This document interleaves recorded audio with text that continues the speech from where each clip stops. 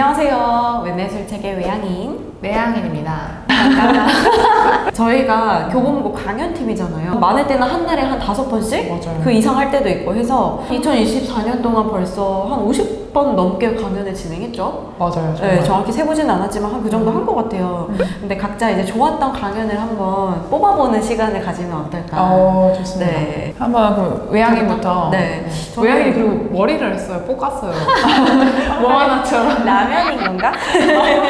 저는 첫 번째로 좀 괜찮았던 거를 뽑자면 우희준 작가님의 하고 싶은 게 있을 때 상황은 중요하지 않아요 라는 썸네일의 강연을 추천드리고 싶어요. 내가 정확하게 내가 이루고자 하는 목적, 그 목표 이게 있으면 어디를 가나 내가 어느 곳에 있던 어느 상황에 있던 이거 이룰 수 있는 기회가 찾아올 수 있구나. 왜냐면 나 명확하게 있잖아요. 내가 하고자 하는 게.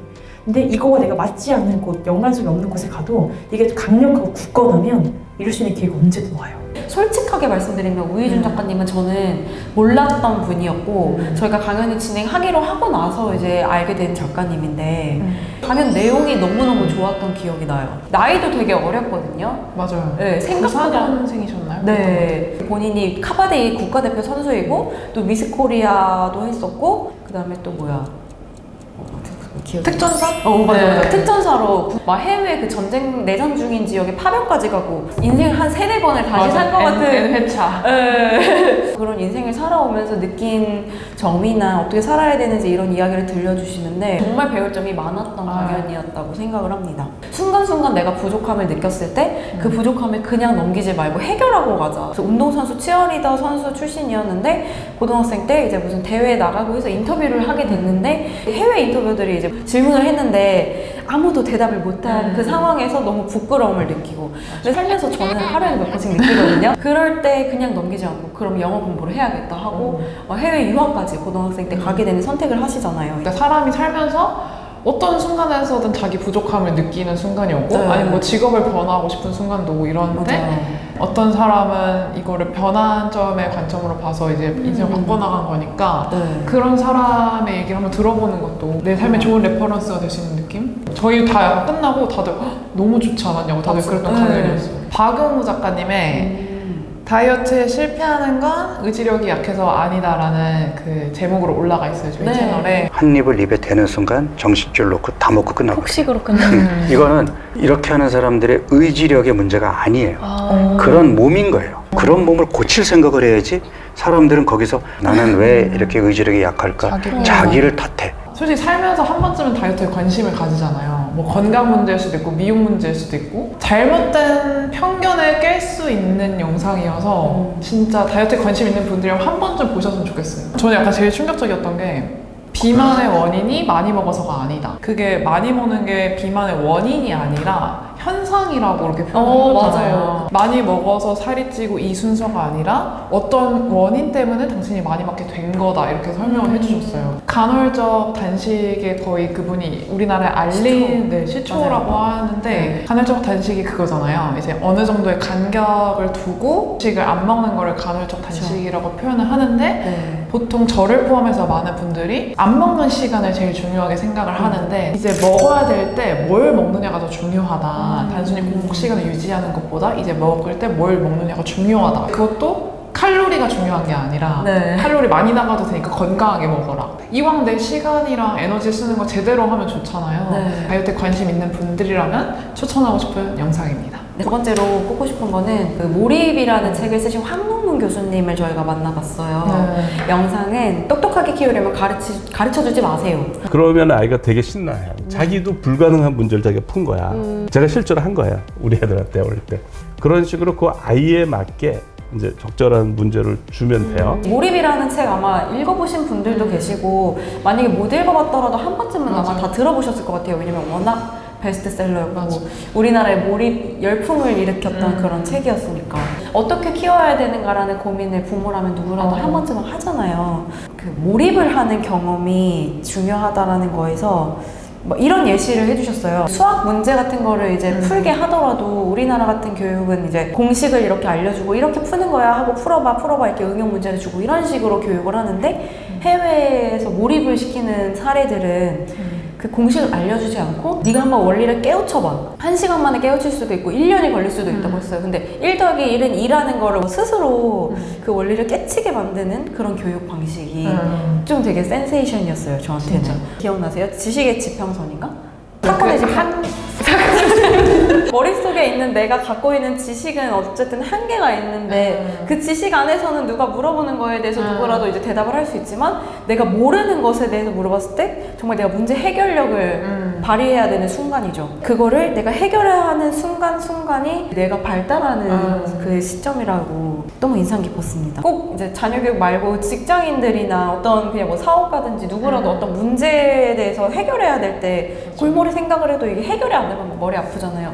그럴 때 그 문제를 고민을 하다가 잠깐 잠에 드는 거예요. 그러고 깨면 해결책이 의외로 나오는 순간들이 있잖아요. 근데 그게 다 뇌과학적으로 검증이 된 거라 이제 그런 원리에 대해서도 알려주셨어요. 그래서 죄책감 없이 업무하다가도 선택 잘해도 괜찮다. 이걸 대표님이 보셨으면 좋겠네요. 두 번째로 추천드리고 싶은 영상이 남인숙 작가님의 영상인데요. 1년에 한 번 봐도 됩니다. 차라리 얕은 관계를 많이 만드세요 라는 제목으로 올라가 있습니다. 우리가 생각하는 그런 친구의 관계는 조금 더 가벼울 수 있어야 합니다. 이거는 뭐 수많은 정신과 의사분들 또 심리학자들이 공통적으로 이렇게 이야기를 하고 권합니다. 1년에 한두 번 봐도 베프다 이렇게 표현을 하셨어요. 작가님이 자기는 1년에 한두 번 본 사람 베프라고 생각한다. 근데 그렇다고 뭐 내가 인생에 되게 외롭지 않고 풍요롭다고 느끼기 때문에 횟수에 집착하지 않아도 된다 이렇게 하셨거든요. 근데 작가님이 표현해 주신 그 사례가 너무 좋았던 게 뭐 예를 들어서 뜨개질 모임에 나가요. 근데 막 이렇게 막 뜨개질 하면서 막 재밌게 얘기를 나눠. 근데 이제 술까지 안 먹으면은 너무 화나다. 사회에 나가서는 친구 만들기가 너무 어렵구나 이렇게 되게 느끼는 분들이 많대요. 그런 얘기 한 번쯤 하죠. 그쵸. 사회에서 만난 친구는 진짜 친구 아니다. 맞아요. 근데 작가님이 표현하시기로는 근데 그냥 같이 만나서 즐거웠으면 되는 거 아닌가요? 친구는 그냥 같이 있는 게 즐거운 사람이면 자기는 그게 다 필요 충분 조건에 해당한다고 생각을 한다 이렇게 말씀을 하시더라고요. 그냥 느슨한 고리로 충분하다. 그래서 인간관계에 대해서 좀 부담이나 그런 걸 덜 수 있는 네. 강연이라서 네. 한번 좀 보시는 것도 좋을 것 같습니다. 남희숙 작가님 사랑합니다. 지디처럼. 마지막으로 꼽자면 청담 캔디 언니라고 하는 함석영 작가님의 단돈 500만 원에서 청담동 건물주가 된 비법이라는 강연이 너무 좋았습니다. 그래서 제가 이걸 딱 들어보고 앞으로는 모든 제품을 온라인으로 사는 시대가 온다 이런 거를 이제 알아들었잖아요. 그러면 나도 이거를 미리 올라타야겠다.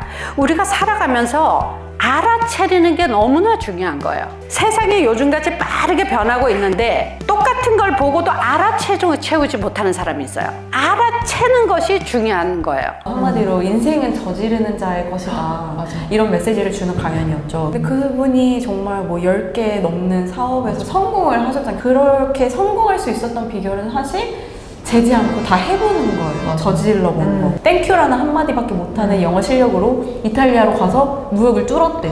뭐 이런 스토리부터 시작해서 트렌드 같은 게 오면은 그냥 넘기지 말고 항상 돈 벌 수 있는 거리를 찾아내시는 그것도 약간 비즈니스 능력인 것 같은데 뭐 예를 들면 한류가 막 이제 유행을 하면서 이제 사람들이 외국인들이 막 들어오기 시작할 때 강남 한복판에서 에어비앤비 사업을 할 생각을 하신다는 거나 코로나가 와서 막 사람들이 이제 막 위기를 겪고 있을 때 워케이션 이런 것들을 트렌드를 읽어서 쓰러져가는 집 한 채를 구입해가지고 그거를 리모델링해서 사업을 하셨던 것부터 시작해서 대단하다는 말밖에 못하겠어요. 그리고 막 지금 60 넘으셨는데도 저도 잘 모르는 그런 막 툴 있잖아요. 막 에버노트, 노션 이런 거 연구해야지 잘 다룰 수 있게 되는데 그런 것들을 다 이제 지금 60 넘은 연세이신데도 남들은 한 번이면 깨우칠 수 있는 거를 10번, 20번, 100번이고 더 공부를 해야 되지만 정말 도태되지 않으려고 계속 노력하시는 모습도 너무 존경스러웠어요. 제가 마지막으로 추천드릴 작가님은 정흥수 작가님의 똑똑하게 일하는 3가지 대화 기술이라는 제목으로 올라간 영상입니다. 우리는 그동안 발표자로서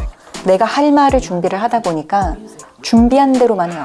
청중을 생각하지 않고 내가 하고 싶은 대로 했던 거죠. 쉽게 말하면. 일단은 거래처 만나잖아요.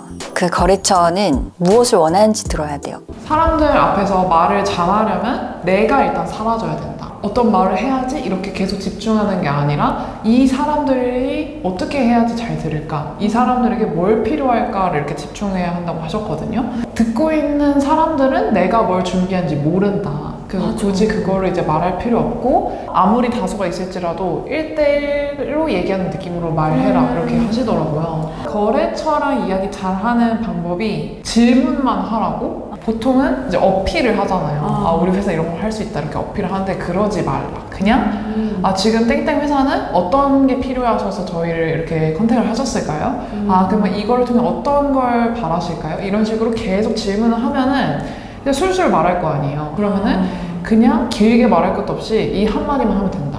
아, 우리가 상상 이상으로 그거 이루어질 수 있게 해주겠다.